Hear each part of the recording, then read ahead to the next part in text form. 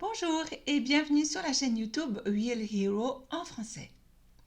Après le bon démarrage de la nouvelle série Pandemix veut savoir, Pandemix est entré en contact avec des amis qui lui ont demandé son soutien dans la belle ville d'Eschy au pied du Niesen dans l'Oberland bernois.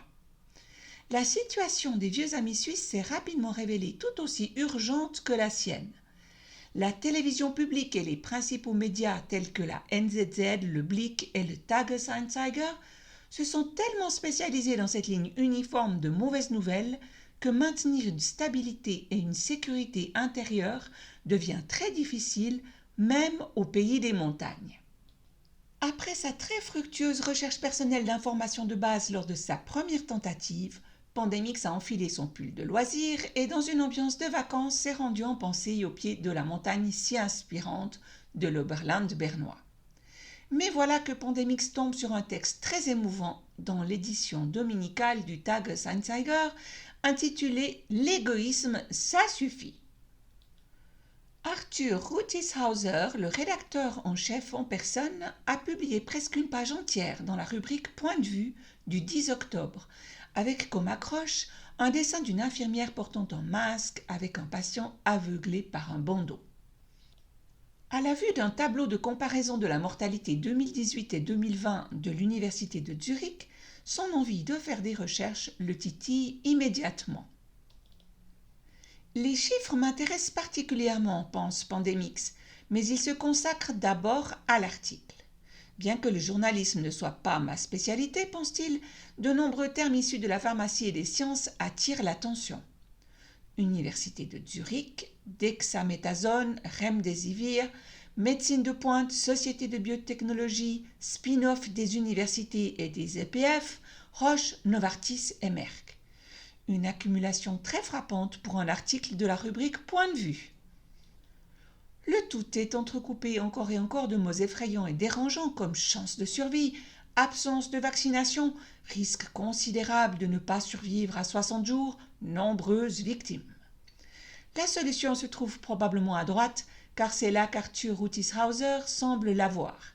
Nous pourrions être bien plus avancés, postule-t-il, sans pour autant citer de preuves concrètes d'approches thérapeutiques prometteuses. Dans les 4e et 5e parties de l'article, un mélange d'appels qui mettent l'accent sur les bonnes priorités en matière de vaccination, les tests rapides et la 3e dose de vaccin. Avec une critique sévère du Fonds national suisse de la recherche scientifique qui se concentre sur la peur des araignées et l'odorat des poissons plutôt que sur la virologie moderne. Pandemix trouve un peu provoquant que l'Office fédéral de la santé publique soit critiqué aussi sévèrement. Arthur Rutishauser lui reproche carrément de ne pas aller de l'avant et de manquer de leadership. Mais cela devient maintenant passionnant au vu du tableau censé être basé sur les données d'une étude de l'hôpital universitaire de Zurich. Quel dommage que la source spécifique ne soit pas nommée dans son journal, alors qu'il y a actuellement un flot d'études publiées sur ce sujet. La mortalité en chiffre absolu de l'automne 2018 est comparée à celle dans le contexte du SARS-CoV-2. Je suppose qu'il s'agit de la même période et du même groupe de population, ce qui me laisse d'autant plus perplexe qu'en effet, la différence entre les deux colonnes est énorme d'un facteur compris entre 7 et 12. Est-ce qu'il s'agit bien seulement des morts du Covid ? Mais Pandemix a en mémoire des chiffres différents pour la Suisse. Il se souvient rapidement de ses recherches fructueuses sur les données chez Idostatis en Allemagne. Et en effet, il existe également en Suisse une grande source de données publiques sur l'évolution de la population et les décès, échelonnés en 5 groupes d'âge. On peut ainsi reconstituer les chiffres officiels qui auraient également dû être utilisés pour l'étude de l'hôpital universitaire. La période officielle de l'automne va du 22 septembre au 21 décembre. J'ai donc compilé les données de décès pour cette période avec le soutien de l'expert en données, le héros Rainer. La mortalité en chiffre absolu, il ne s'agit probablement pas des patients de la clinique et même pour le canton de Zurich, les chiffres des décès totaux sont trop élevés.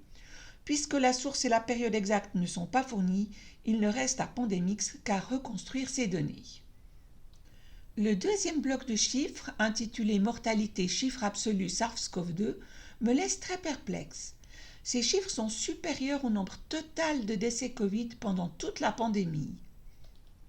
Nous ne pouvons comparer ces chiffres qu'avec le nombre total de décès pour la Suisse entière. Et voilà que ça devient confus d'un côté avec tous ces chiffres, mais il y a des détails passionnants. En particulier, le facteur entre la mortalité de l'automne 2018 et les chiffres attribués au SARS-CoV-2 est absolument absurde. Parce que la variation de la mortalité globale de 2018 à 2020 a augmenté au maximum de 67,9%, même dans les classes d'âge supérieures, mais ce n'est pas un facteur 10 qui correspondrait à 1000% x 10. En passant, il faut remarquer que l'on a dans cette étude comparé 2 automnes, alors que la grippe est habituellement plus tardive et que la vague de surmortalité Covid a par contre, elle, bien eu lieu à l'automne. On pourrait seulement faire légèrement pire en comparant la grippe hivernale avec le milieu de l'été pour terroriser la population. On peut se demander si Arthur Rutishauser a compilé ici des données sans aucune base commune ou s'il les a arrachées sans réfléchir au contexte du rapport de l'étude de l'hôpital universitaire de Zurich. Mais en moi, Pandemix résiste fortement à une telle série de preuves invraisemblables qui s'effondrent suite à un examen plus approfondi. Avec le nombre de décès dus ou avec Covid-19, cela devient à nouveau passionnant. En comparant la surmortalité des plus de 80 ans à 2018, on obtient 637 décès de plus que le chiffre attribué au Covid-19. Et cela suggère fortement des décès que Pandemix comprend comme des dommages collatéraux des mesures.